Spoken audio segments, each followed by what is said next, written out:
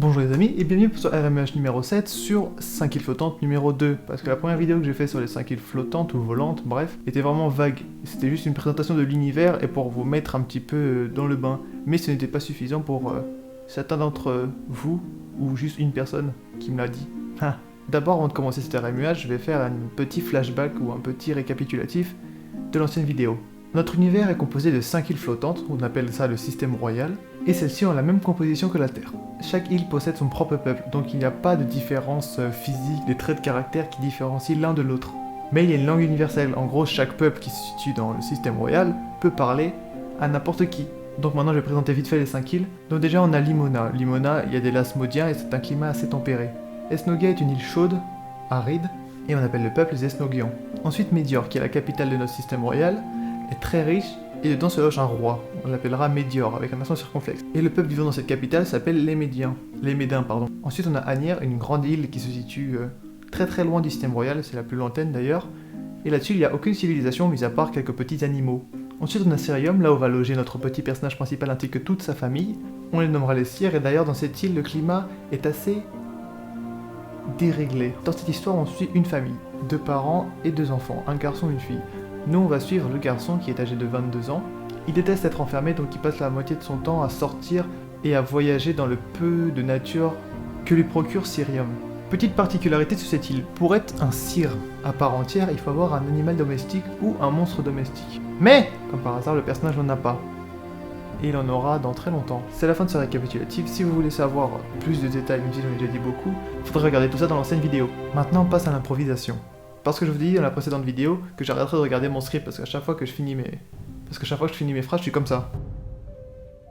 Et à un moment c'est un peu lassant. J'essaie de cacher ça avec des images de vidéos, de jeux vidéo, etc. qui a d'ailleurs bien plu à certaines personnes. Bref, maintenant on passe à la seconde partie de l'histoire.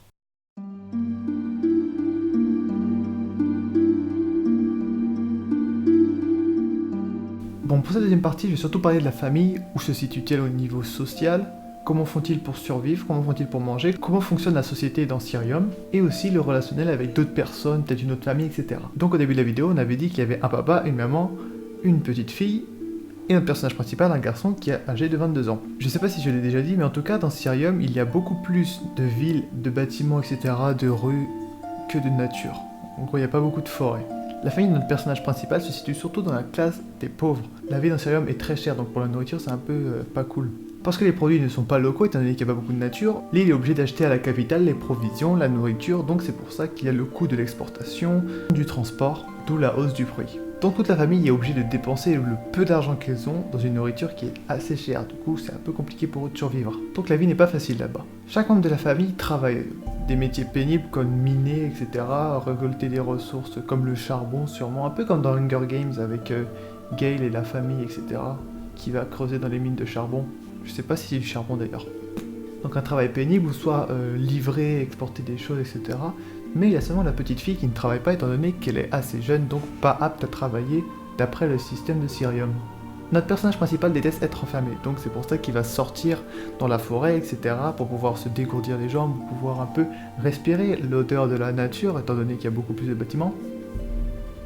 Tiens, pile poil quand je parle de forêt, etc. Waouh, le diaporama qui est fait en temps réel. C'est faux.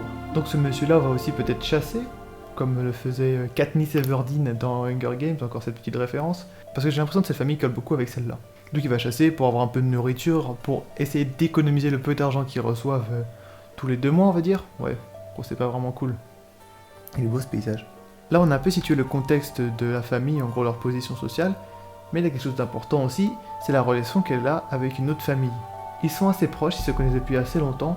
Il y a un papa, une maman, 2 filles et un garçon. Donc là vous allez comprendre un peu de quoi je veux en venir.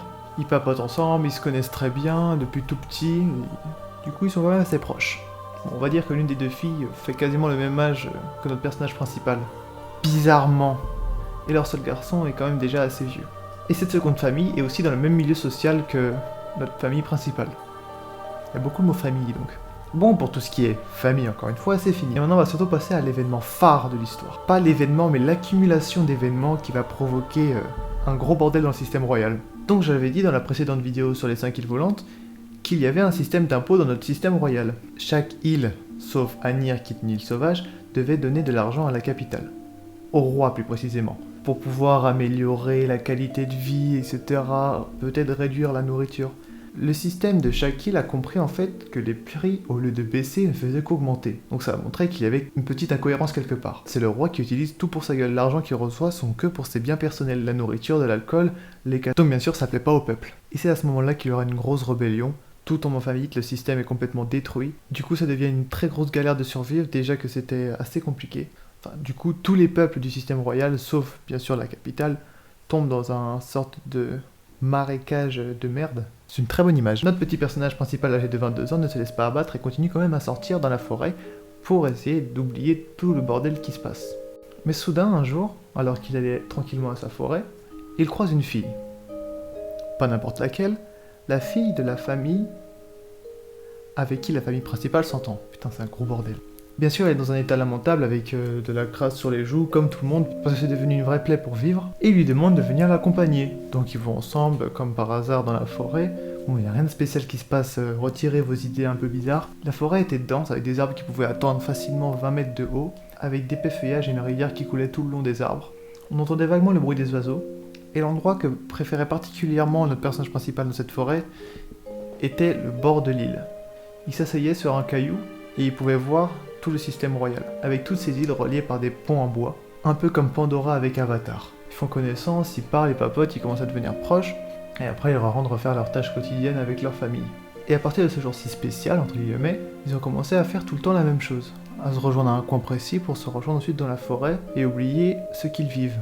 Et un jour, le père de la famille avec qui la famille principale est proche, remarque qu'il y a quelque chose de spécial sur sa fille. En gros, il a compris que sa fille sortait avec quelqu'un. Sortir au sens propre, pas figuré, sortir avec une personne.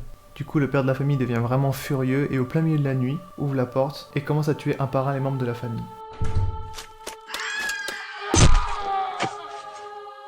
Notre personnage principal, alors qu'il était tranquillement en train de dormir, se réveille en sursaut en entendant les cris de sa mère et de son père.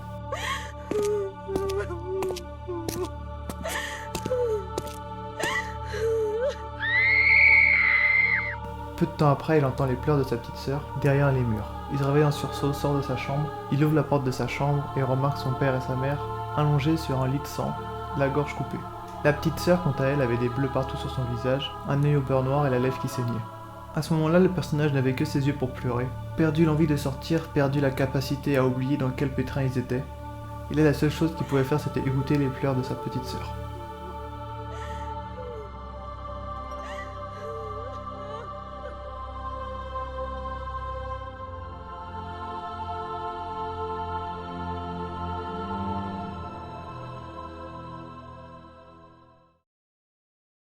Et n'oubliez pas de voter un petit sondage qui va apparaître juste ici, qui concernera quel sera le thème du RMUH numéro 8. Bon, je vous dis à très bientôt, à une prochaine vidéo, et faut que je trouve une phrase de frein. Laissez courir votre imagination. C'était nul.